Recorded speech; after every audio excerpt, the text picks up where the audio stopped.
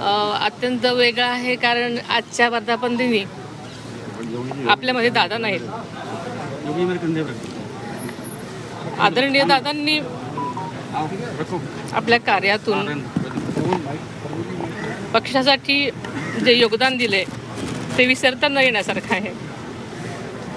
दादांनी शिवशाहू फुले आंबेडकरांचा जो वारसा चालवण्यासाठी आजपर्यंत प्रयत्न केले आणि हाच वसा आपण पुढे चालवणार आहोत. पक्षातल्या सर्वांचंच आजपर्यंत जी साथ दिली त्याबद्दल मी सर्वांचे मनपूर्वक आभार मानते आणि असंच सगळ्यांनी मिळून जबाबदारीनं आम्ही पक्षासाठी सगळेच योगदान देण्यासाठी कटिबद्ध आहोत हेच या दिवशी सांगते. धन्यवाद. वहिनी, एनडीएची बैठक आहे, तुम्ही त्याच्यासाठी आलेला आहात. पंतप्रधान नरेंद्र मोदी यांचा 12 वर्षाचा काळ पूर्ण होत आहे आणि एक वेगळा विक्रम त्यांनी आज हे केला आहे. पंडित जवाहरलाल नेहरू पेक्षा एक दिवस जास्त असा मोठा कार्यकाळ पंतप्रधान म्हणून त्यांनी सर्व केला. आजचा दिवस खरं तर सुवर्णाक्षराने लिहिण्यासारखा आहे. आपले पंतप्रधान त्यांनी एक वेगळा विक्रम केलेला आहे. पंडित जवाहरलाल नेहरूच्या नंतर त्यांनी सलग 12 वर्ष पंतप्रधान राहण्याचा विक्रम केलेला आहे आणि एक सुवर्णाक्षरात लिहिण्यासारखी गोष्ट आहे.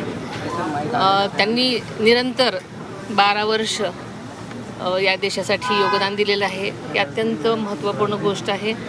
सलग तिसऱ्यांदा त्यांनी पंतप्रधानांची धुरा सांभाळली.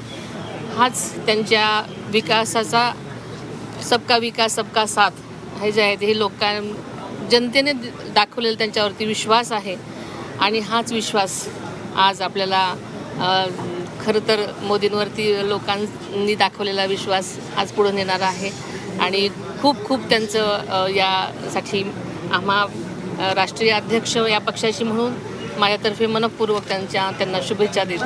शुभेच्छा देण्यासाठी वहिनी अनुमोदक म्हणून तुम्हाला संधी मिळाली, कारण एनडीए घटक पक्षाच्या एका पक्षात एनडीएतील एका घटक पक्षाच्या प्रमुख नेत्या तुम्ही आहात. तुम्हाला अनुमोदक म्हणून प्रस्ताव करण्याची संधी मिळणार आहे. त्या ठिकाणी किती आनंदाचा क्षण आहे? खरं तर सगळेच आनंदाचे क्षण आहेत, पण दादांशिवाय असा आनंद जरासा तोकडा वाटतो. पण मी या सगळ्या गोष्टीसाठी भाग्य समजते. वहिनी, महाराष्ट्रातील काही मुद्द्यांच्या अनुषंगाने चर्चा करणार आहात का तुम्ही? काही वेगळी भेटीची किंवा तसं काय आहे का? आज हा एनडीएचा म्हणजे पूर्ण कार्यक्रम असल्यामुळे मला असं वाटतं की ह्या सगळ्यांसाठी वेळ मिळेल की नाही शंकाच आहे. त्यामुळे फक्त आम्ही ह्या कार्यक्रमासाठी आलेलो आहोत. धन्यवाद. मोदी 3.0 मध्ये राष्ट्रवादीला जागा मिळणार आहे.